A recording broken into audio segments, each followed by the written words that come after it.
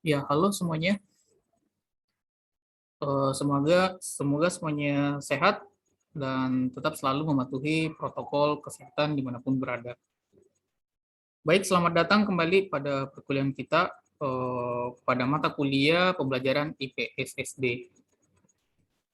Nah, pada perkuliahan pertemuan ketiga ini, kita akan membahas tentang prinsip dan karakteristik pembelajaran IPS SD. Nah, yang menjadi pokok bahasan pada perkuliahan kita pada pertemuan hari ini itu ada dua ya, yaitu yang pertama prinsip pembelajaran IPS SD, kemudian yang kedua yaitu karakteristik pembelajaran IPS SD. Adapun kemampuan akhir yang diharapkan nanti kalian miliki setelah mengikuti perkuliahan ini, yang pertama kalian diharapkan mampu mengidentifikasi dan memahami prinsip pembelajaran IPS SD. Kemudian yang kedua, kalian nanti diharapkan mampu memahami karakteristik pembelajaran IPS SD. Oke, baik, langsung saja kita masuk pada pembahasan yang pertama, yaitu prinsip pembelajaran IPS SD. Nah, apa sih itu yang dimaksud dengan prinsip pembelajaran ya? Nah, prinsip pembelajaran itu merupakan hal yang mendasar ya, yang dijadikan sebagai pedoman dalam melaksanakan kegiatan pembelajaran. Nah, bagaimana prinsip pembelajaran IPS SD? Nah, pertama ya, pembelajaran itu harus berhubungan dengan pengalaman serta konteks lingkungan sehingga dapat mendorong mereka untuk belajar. Jadi tentunya ya dalam melaksanakan kegiatan pembelajaran IPS SD, pembelajarannya itu ya harus berhubungan dengan pengalaman ya serta konteks lingkungan di sekitar siswa. Sehingga dengan menyesuaikan pengalaman serta konteks lingkungan di sini itu nantinya dapat mendorong para siswa untuk mengikuti kegiatan pembelajaran. Kemudian yang kedua, pembelajaran itu harus terstruktur sehingga siswa yang belajar nantinya itu bisa belajarnya dari hal-hal yang mudah kepada hal-hal yang sulit. Jadi terstruktur maksudnya ini pembelajarannya dimulai dari hal yang mudah sampai ke hal-hal yang sulit atau hal yang kompleks. Kemudian yang ketiga, pembelajaran itu harus disusun sedemikian rupa ya, sehingga memungkinkan siswa itu dapat melakukan eksplorasi sendiri dalam mengkonstruksikan pengetahuannya. Jadi pembelajaran itu harus disusun dengan sedemikian rupa ya. Kenapa itu harus dibuat demikian atau disusun sedemikian rupa supaya nantinya itu siswa bisa mengeksplorasi sendiri dan mengkonstruksi pengetahuannya dengan disusunnya pembelajaran tersebut itu secara dengan baik ya. Seperti itu. Nah, adapun yang menjadi prinsip pembelajaran IPS SD yang sifatnya lebih spesifik, di sini ada 8 ya. Yang pertama, prinsip pembelajaran IPS SD itu terintegrasi atau terpadu. Kemudian pembelajaran IPS SD itu menekankan yang namanya interaksi ya, menekankan yang namanya interaksi. Jadi dalam pelaksanaan kegiatan pembelajaran itu menekankan yang namanya interaksi. Apakah interaksi antara guru dengan siswa ataupun siswa dengan siswa. Kemudian pembelajaran IPS SD itu sifatnya berkesinambungan ya, menyesuaikan dengan perubahan. Kemudian pembelajaran IPS SD itu juga menekankan yang namanya kooperatif. Jadi bagaimana pelaksanaan pembelajaran itu dilakukan secara bersama ya, misalkan ketika diperhadapkan pada permasalahan. Kemudian selanjutnya pembelajaran IPS SD itu sifatnya kontekstual ya, kontekstual, menyesuaikan dengan situasi dan keadaan. Kemudian prinsip pembelajaran IPS SD berikutnya yaitu problem solving. Jadi pembelajaran IPS SD itu mengarahkan kepada bagaimana yang namanya memecahkan permasalahan. Kemudian pembelajaran IPS SD juga itu sifatnya menekankan kepada yang namanya inquiry. Inquiry ini merupakan salah satu metode atau model pembelajaran yang biasanya yang digunakan dalam pembelajaran IPSD. Jadi pembelajaran IPSD ini menekankan bahwa siswa sendiri itu nantinya harus menemukan sendiri apa yang menjadi solusi atau apa yang dia ingin ketahui lebih lanjut terkait dengan materi pembelajaran IPSD. Kemudian yang terakhir, pembelajaran IPSD itu menekankan yang namanya keterampilan sosial. Nah, adapun akan kita bahas lebih lanjut ke 8 prinsip ini. Pertama kita bahas yang prinsip pertama, yaitu terpadu atau terintegrasi. Jadi istilah integrate ya atau terpadu itu integrate itu diidentik dengan istilah integrasi atau keterpaduan. Jadi dalam pembelajaran IPS itu itu dapat dilakukan berdasarkan topik yang terkait, misalnya kegiatan ekonomi penduduk.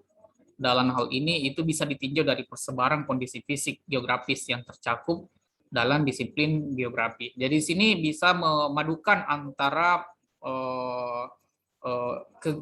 ilmu ekonomi atau disiplin ilmu ekonomi dengan disiplin ilmu geografi. Walaupun secara semuanya ya kita memahami keduanya itu merupakan disiplin ilmu sosial. Nah, ini yang dimaksud dengan terpadu. Jadi memadukan dua disiplin ilmu atau lebih dalam kemasan pembelajaran IPS. Kemudian yang kedua, interaksi ya. Jadi dalam pembelajaran IPS itu menekankan yang namanya interaksi. Jadi interaksi di sini itu hubungan timbal balik antara individu dengan individu, individu dengan kelompok, ataupun kelompok dengan kelompok. Misalkan guru dengan siswa, siswa dengan siswa, ataupun antara siswa dengan guru. Kemudian timbulnya interaksi itu biasanya disebabkan oleh dorongan saling membutuhkan dalam memenuhi kebutuhan hidup sehari-hari, baik itu kepuasan, ingin diperhatikan, dan ingin mendapatkan kasih sayang. Jadi itu yang menjadi penyebab atau alasan kenapa dalam pembelajaran IPSSD itu menekankan yang namanya interaksi.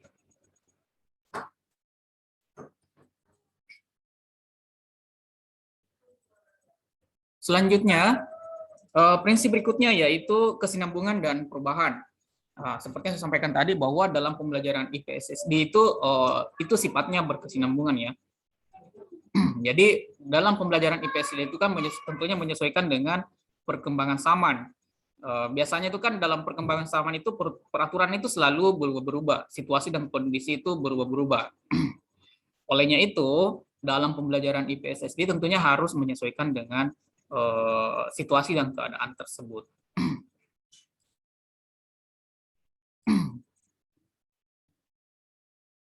Kenapa demikian? Karena tentunya ya perkembangan ilmu pengetahuan dan teknologi itu kan pasti ya mengalami atau meniscayakan namanya mengalami perubahan.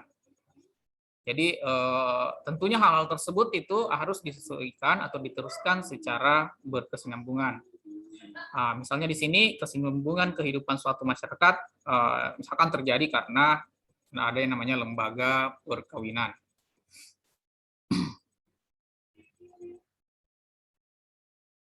Nah, selanjutnya, prinsip yang berikutnya yaitu kooperatif. Jadi pembelajaran kooperatif ini itu dikenal dengan pembelajaran secara berkelompok. Jadi dalam pembelajaran IPSSD itu kan menekankan namanya pembelajaran berkelompok. Jadi belajar kooperatif di sini itu lebih dari sekedar belajar kelompok atau kerja kelompok ya, karena dalam proses belajar kooperatif itu ada struktur dorongan atau tugas yang sifatnya kooperatif. Jadi ada tugas yang nantinya diberikan, yang dibelajarkan kepada siswa, yang sifatnya itu tugas tersebut itu harus dikerjakan secara bersama. Artinya tidak hanya sendiri ya, tetapi itu dikerjakan secara bersama atau berkelompok. Kenapa demikian? Karena ini nantinya memungkinkan terjadi yang namanya interaksi secara terbuka dan adanya hubungan yang bersifat interdependensi efektif di antara anggota kelompok. Jadi masing-masing setiap individu itu kan punya karakteristik masing-masing, punya kepentingan masing-masing. Olehnya itu dengan adanya kegiatan berkelompok ini diharapkan mereka nantinya bisa saling memahami, bisa saling menghargai. Kemudian prinsip berikutnya yaitu kontekstual. Nah, prinsip dalam pembelajaran kontekstual, dalam prinsip kontekstual yang dimaksud di sini dalam pembelajaran IPS itu memperhatikan beberapa hal ya, diantaranya yang pertama menekankan pentingnya pemecahan masalah atau problem. Kemudian yang kedua, mengakui perlunya pembelajaran dilakukan dalam berbagai konteks. Konteks yang dimaksud di sini itu seperti rumah, masyarakat, dan tempat kerja. Kemudian, mengontrol dan mengarahkan pembelajaran yang dialami nanti oleh siswa agar dapat belajar sendiri dan mandiri. Kemudian, pembelajarannya nanti itu bermuaranya pada keragaman konteks kehidupan siswa ya yang berbeda-beda. Jadi itu maksudnya di sini pembelajaran dalam pembelajaran IPS-SD itu sifatnya kontekstual ya, karena itu menekankan pada yang namanya prinsip pembelajaran kontekstual. Kemudian selanjutnya yaitu problem solving. Jadi problem solving atau pembelajaran berbasis masalah di sini itu maksudnya ya dia melibatkan siswa-siswi meneliti informasi yang spesifik untuk sampai pada kesimpulan yang belum ditetapkan sebelumnya.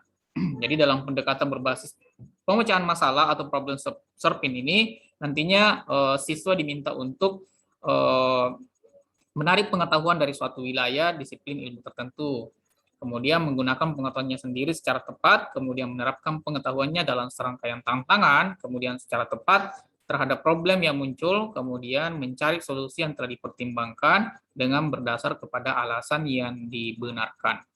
Jadi pada intinya ya dalam pembelajaran prinsip pembelajaran IPS yang menekankan kepada namanya problem solving ini, siswa nantinya diharapkan bisa memecahkan permasalahan ya, yang apakah itu pada saat mereka sedang belajar atau mereka dan diberikan tugas yang terkait mengenai bagaimana memecahkan memecahkan permasalahan yang dihadapinya ya.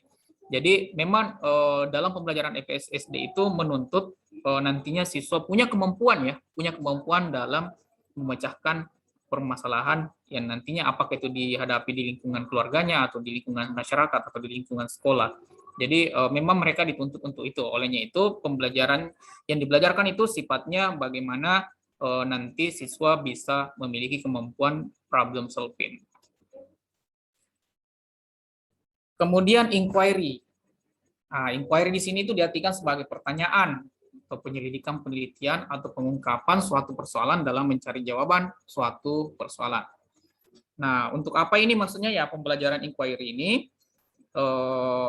Jadi prinsip pembelajaran IPS yang menekankan kepada namanya inquiry di sini itu tujuannya bagaimana supaya siswa nantinya itu bisa merangsang dia punya kemampuan dan kemampuannya untuk selalu ingin tahu. Jadi kemampuan untuk bertanya, kemampuan untuk menyelidiki, kemampuan untuk meneliti, atau kemampuannya untuk mengembangkan kemampuan berpikir kritisnya dalam mencari alternatif pemecahan dalam suatu masalah atau persoalan. Jadi memang ya dalam pembelajaran inquiry itu memang orientasinya bagaimana menuntut siswa itu nantinya mereka punya rasa ingin tahu ya, terkait materi pembelajaran nantinya. Misalkan ada materi pembelajaran yang disampaikan atau yang dibelajarkan atau yang diajarkan, siswa nantinya itu dituntut untuk bagaimana mereka selalu merasa ingin tahu, memiliki kemauan untuk mengetahui lebih lanjut mengenai tentang hal tersebut. Sehingga nantinya mereka bisa bertanya, bisa menyelidiki, dan punya kemampuan berpikir kritis. Selanjutnya, yang terakhir yaitu keterampilan sosial. Nah, pembelajaran IPS-SD itu juga menekankan kepada yang namanya keterampilan sosial. Nah, keterampilan sosial di sini itu merupakan modal dalam melaksanakan segala kegiatan. Nah, karena ya kalau kita ingin berkegiatan, tentunya kan nantinya kita akan berinteraksi dengan orang di luar orang yang ada di luarnya di sekitarnya kita ya. Olehnya itu bagaimana kita berinteraksi dengan mereka, bagaimana kita berinteraksi dengan mereka, tentunya kita harus memiliki namanya keterampilan sosial. Jadi keterampilan sosial itu digunakan untuk berkomunikasi dengan pihak lain. Jadi siswa nantinya itu dituntut untuk bagaimana mereka memiliki keterampilan untuk berhubungan atau melakukan pendekatan dengan orang lain. Keterampilan bertutur kata dengan baik dan benar ya, sehingga itu nantinya bisa dipergunakan untuk menambah dan memperkaya pengetahuannya. Jadi pada prinsipnya ya, orientasi kepada keterampilan sosial melalui pembelajaran IPSSD ini nantinya siswa dituntut untuk bisa melaksanakan kegiatan secara wajar dalam segala hal yang memang itu menuntut yang namanya keterampilan sosial. Jadi dalam pembelajaran IPSSD, bagaimana siswa dituntut untuk memiliki keterampilan sosial itu tujuannya bagaimana supaya siswa itu tidak hanya sekedar menjadi seorang individu, tetapi dia juga punya yang namanya kepekaan sosial. Maksudnya kepekaan sosial artinya tidak hanya peduli pada dirinya, tetapi dia harus peduli dengan orang yang ada di sekitarnya.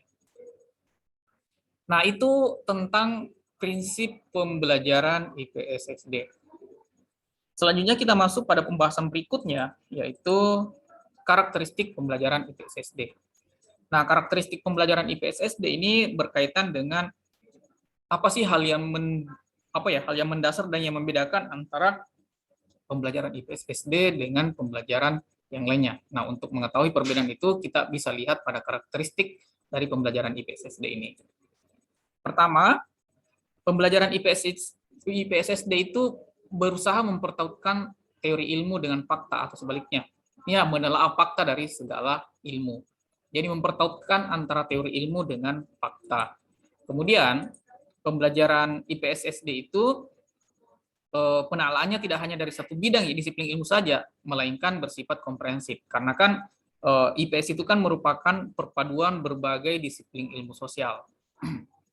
Jadi seperti yang saya sampaikan tadi di awal, bahwa namanya pembelajaran IPS itu menekankan yang namanya pembelajaran terpadu. Karena sebenarnya pembelajaran IPS itu adalah pembelajaran terpadu. Jadi memadukan berbagai disiplin ilmu sosial. Kemudian yang ketiga, pembelajaran IPSSD itu mengutamakan peran aktif siswa dalam proses belajar inquiry.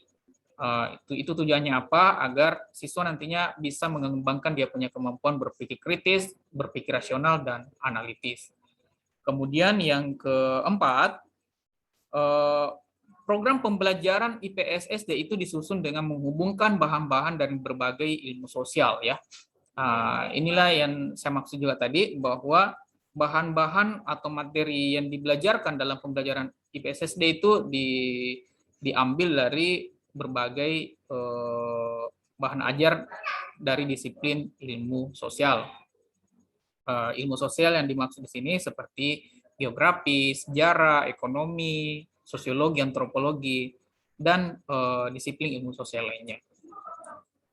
Kemudian, selanjutnya, pembelajaran IPSSD itu dihadapkan secara konsep dan kehidupan yang sangat labil ya, sangat labil itu maksudnya mudah berubah. Secara titik berat pembelajaran adalah di sini terjadinya proses internalisasi secara mantap dan aktif pada siswa.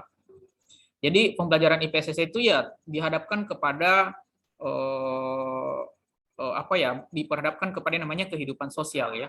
Sementara kita tahu bahwa kehidupan sosial itu kan selalu dinamis ya, mudah berubah. Sehingga titik pembelajarannya adalah proses internalisasi secara mantap dan aktif pada siswa. Kemudian yang kelima, pembelajaran IPSSD itu mengutamakan hal-hal arti dari penghayatan hubungan antar manusia yang bersifat manusiawi. Jadi dalam pembelajaran IPSSD itu bagaimana mengutamakan hal-hal yang sifatnya bagaimana keterhubungan antara manusia. Karena keterhubungan antara manusia itu kan sifatnya manusiawi. Kemudian pembelajaran IPSSD itu tidak hanya mengutamakan pengetahuan semata, tetapi ada juga pembelajaran nilai dan pembelajaran skill atau pembelajaran keterampilan. Jadi siswa itu dituntut tidak hanya sekedar memiliki pengetahuan, tapi nantinya siswa dituntut untuk bagaimana mereka belajar tentang nilai atau sikap dan keterampilan. Kemudian yang selanjutnya, dalam pembelajaran IPSSD itu berusaha untuk bagaimana memuaskan setiap siswa yang berbeda melalui program maupun pembelajarannya. Maksudnya yang memuaskan di sini, bagaimana memenuhi apa yang menjadi kebutuhan siswa. Jadi pembelajaran IPSSD itu berusaha untuk bagaimana memenuhi kebutuhan setiap siswa. Kemudian yang selanjutnya, pengembangan program pembelajaran dalam pembelajaran IPSSD itu senantiasa melaksanakan prinsip-prinsip atau karakteristik sifat dasar dan pendekatan yang menjadi ciri IPS itu sendiri. Jadi pendekatan-pendekatannya atau prinsipnya atau karakteristiknya ya itu dikembangkan sesuai dengan apa yang menjadi ciri dari ciri dari IPS itu sendiri. Nah, itulah beberapa karakteristik pembelajaran IPS di sekolah dasar. Ya, demikianlah pemaparan materi perkuliahan pada pertemuan hari ini. Jika ada hal yang ingin ditanyakan terkait materi yang telah saya jelaskan, silakan disampaikan. Terima kasih.